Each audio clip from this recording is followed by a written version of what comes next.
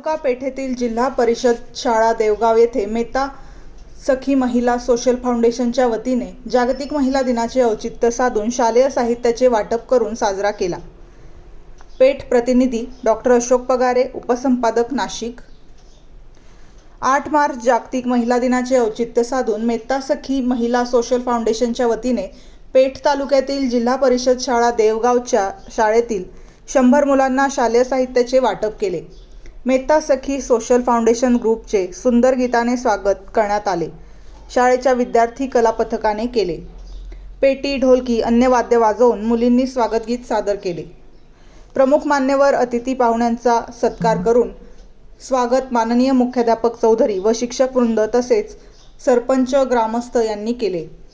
निसर्गरम्य वातावरणात जागतिक महिला दिन आनंदाने साजरा करण्यात आला।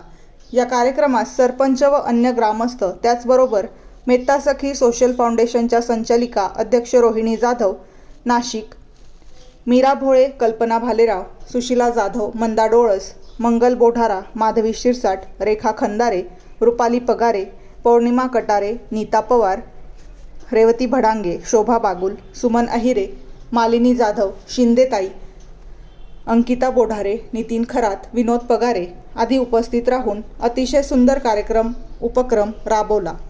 ग्रामस्थांनी सर्वांचे कौतुक केले व शाळेच्या वतीने आभार मानले। निर्भीड ज्योत न्यूज नाशिक प्रतिनिधी डॉक्टर अशोक पगारे, उपसंपादक। आमच्या यूट्यूब चॅनलला सबस्क्राईब करा, लाईक करा। अशाच नवीन बातम्या आपल्याला पाहायला मिळतील।